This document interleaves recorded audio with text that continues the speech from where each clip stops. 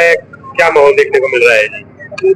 देखिए, जब से फतेहाबाद में मैं रैली का न्योता देने आई हूँ 25 सितंबर का, तब से लेके आज तक अपार प्यार, प्रेम और विश्वास जो आदरणीय चौधरी देवीलाल जी का हमेशा ये कहा गया है कि यहाँ एक पारिवारिक रिश्ता है, वो मुझे महसूस हुआ यहाँ आके। और मैं अपने परिवार के बीच में निरंतर जा रही हूँ, तो मुझे बहुत अच्छा लग रहा है और बहुत अच्छा रिस्पॉन्स। तो फतेहाबाद से तैयारी पूरी है जी आपकी? खत्म कर दीजिए। आज लगातार जनसभाओं में जा रही हैं आप फतेहाबाद के, तो माना जाए कि ये रैली कम और आप अपने टिकट के लिए ज्यादा इंजॉय कर रही है?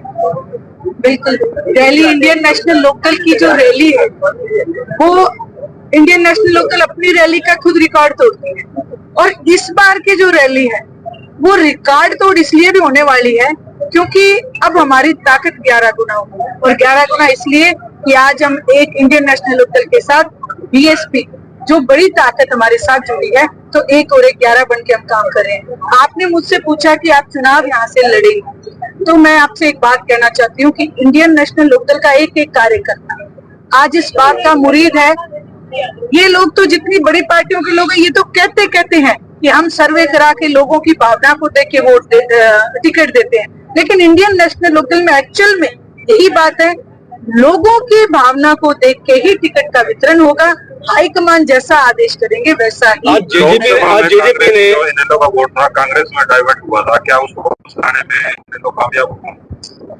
एक्चुअली मैं आपको बताती हूँ, लोकसभा का जो मैंने अपना देखा, बाकी आप पत्रकार भाई आपको ज्यादा पता है, लोकसभा का जो चुनाव था वो कोई कांग्रेस के बीच में नहीं था। लोकसभा का चुनाव एनडीए वर्सेस इंडिया हो गया था।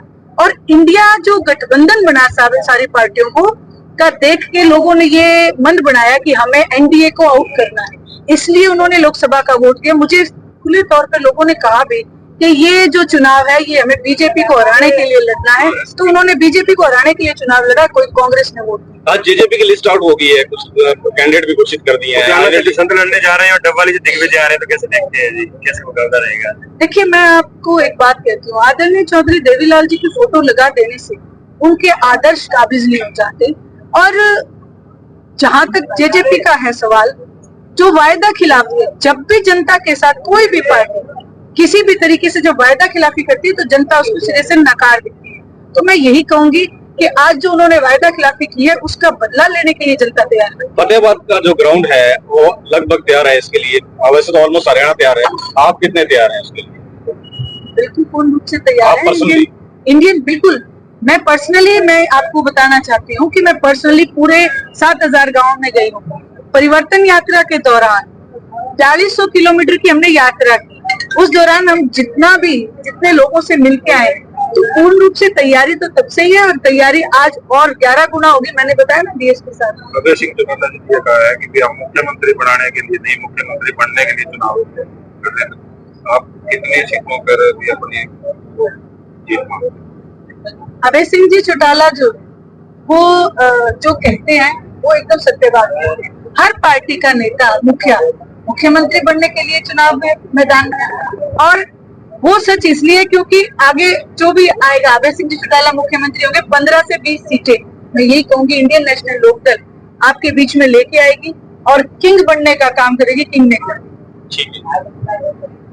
एक सवाल नहीं पूछते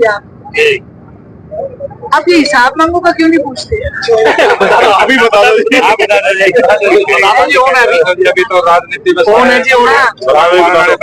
ये देखो, जो ये हिसाब मांगो यात्रा का एक जो ढकोसला, एक जो मैं कहूंगी दिखावा करने के लिए दोनों बाबू बेटा निकले हैं और मंच से कहने लगा है। मैंने सुना था एक जगह दीपेंद्र का भाषण, दीपेंद्र हुड्डा कहने के कहियो हरियाणा से प्रधान हिसाब देना पड़ेगा। तो मैं आपके माध्यम से उन तक ये संदेश देना चाहती हूँ कि अपने बापू को भी ये बात कहते हो, ये हरियाणा है प्रधान, यहाँ हिसाब देना पड़ेगा, और हिसाब लेने वाली इंडियन नेशनल लोकदल होगी अभय सिंह की चुनाव।